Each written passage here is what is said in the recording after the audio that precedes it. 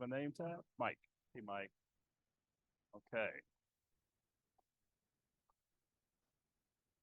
Hey, yeah. Grab a name tag so we can get familiar and know each other. Okay.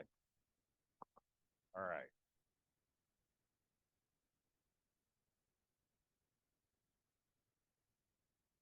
Okay.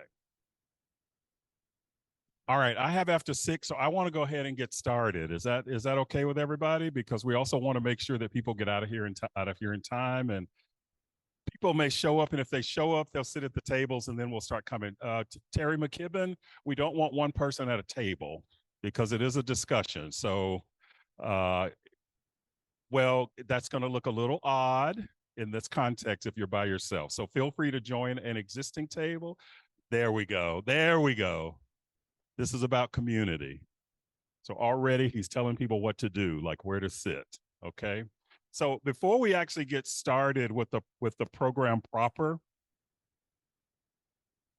and before I want to start welcoming everybody, I do want to do our land acknowledgement. Project Humanities, which is the organization hosting this tonight, is in fact aware of the fact that we sit on ancestral lands of indigenous peoples. We thank the native communities of the Salt River Valley who have inhabited this place for centuries and whose stewardship of the land and the waterways allows us to be here tonight. So our office, Project Humanities, is actually on ancestral lands of multiple tribes. We recognize that land acknowledgements alone are not enough, but we're trying our best to be committed to native communities, to promote learning about indigenous histories, to integrate indigenous narratives in our stories, and we will do that tonight. But also to welcome and value contributions that Native communities have made and continue to make. So thank you all for coming. And I'm gonna ask everybody again to find a table so that you're not sitting at a table by yourself, because I do want this to be a conversation and not a lecture or a panel. So welcome, welcome, welcome. And thank you for choosing this over other places you could be. And I'm just going to say this, that we'll end this at 7:30, so that will give you, Mike, time to get all the way over to the Glendale Stadium, and you can still catch Beyonce, okay? And I'm sure you've got your silver outfit on your bike over there, so you'll just like scoot into it just like Superman, right? But thank y'all for coming, because I know that this competes with stuff. We didn't plan it this way, but I'm glad that you're here.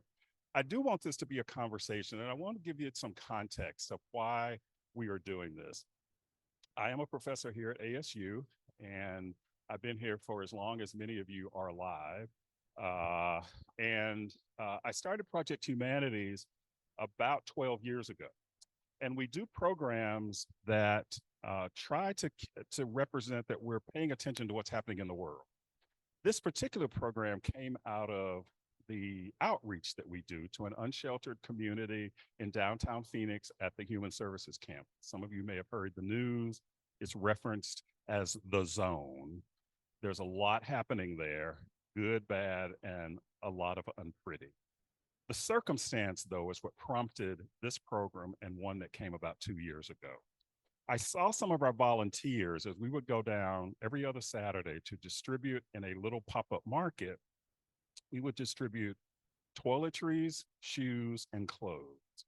And I would see some of our volunteers, well-intentioned and well-meaning, taking their cameras and filming the tents and the other makeshift structures, and then narrating things like, there's really a need for this. Y'all need to come down. And it bothered me. And it also forced me to reflect on what we were doing as as an ASU entity, going down not to help, but to support people who were in vulnerable circumstances.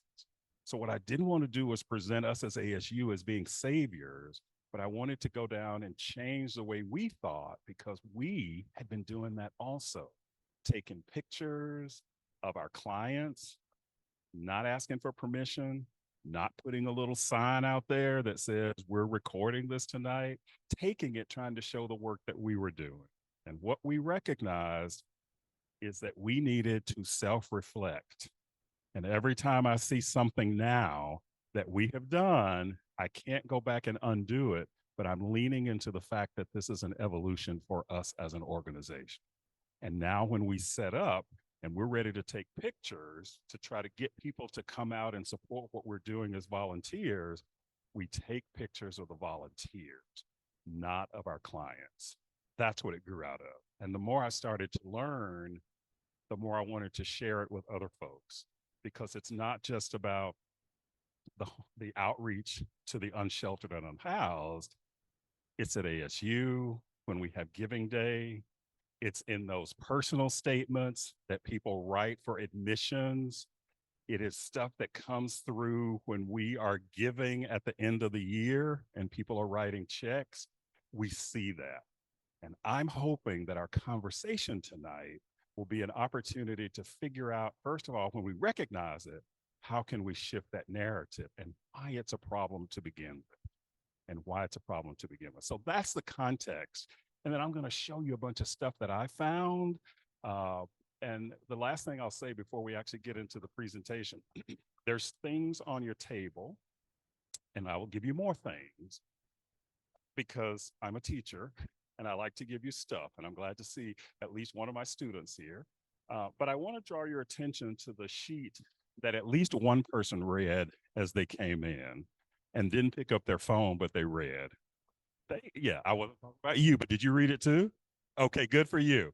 So I want to give you context. I'm not expecting you to read all of this, but here's the context of how poverty porn, and we'll define it for you, kind of speaks to that big C, capitalism. This is by Audre Lorde. Audre Lorde was a Black lesbian feminist socialist mother of two in an interracial relation, and had a whole lot of stuff to say about what's happening in the world, both as an activist, but also as these other three roles. But it's that first paragraph there. She said, much of Western European history conditions us to see human differences in simplistic opposition to each other. Dominant, subordinate, good, bad, superior, inferior. In a society where the good is defined in terms of profit rather than in terms of human need, there must always be some group of people who, through systematized oppression, can be made to feel surplus, to occupy the place of the dehumanized inferior. Within this society, that group is made up of Black, and this is Audre Lorde's word, third world, we would change that now, working class people, older people, and women. That is a mouthful. That is a mouthful. What of that little paragraph most hits you in terms of potentially setting up the foundation for tonight? What phrase, what word, what idea mostly? Because I heard you kind of making some visceral responses over here. What were you responding to, Shannon? Description. They included women. But in that description, I thought you actually made some visceral response before you got to that, though. Were you aware of that? Okay. But that binary, the good, the bad, somebody has to be on the top, somebody has to be on the bottom. So that's what we're going to talk about today, in which this, what we're going to call poverty porn, and I'll define it. I'm going to define it by showing it to you. And once you see it, then we will start sort of talking about where are the patterns, not only in the images that you see, in the commercials that you see, but also in the kinds of narratives and the language that is used. All right. I'll draw your attention to the third paragraph because it always helps to contextualize, and you're welcome to read the rest of this on your own. You at least have something to take back with you. That third paragraph says, institutionalized rejection of difference is an absolute necessity in a profit economy which needs outsiders as surplus people. As members of such an economy, we have all been programmed to respond to the human differences between us with fear and loathing, and to handle that difference in one of three ways. We ignore it, or if that is not possible, we copy it if we think it is dominant, or destroy it if we think it is subordinate. You think about that word fear, because in a couple of weeks, Project Humanities is going to address that affirmative action decision from the Supreme Court, except we are not going to talk about affirmative action. We're going to talk about the fear of diversity. So already, Audre Lorde is giving us some sense of where difference creates fear in folks, in many, not all. But we have no patterns for relating across human differences as equals. As equals. And I want you to keep this in mind as we go through these examples, talk about the patterns, and try to figure out why we go back to the same pattern without a new paradigm over and over again. That's what we want to come. And if we can come up with some new reimaginings,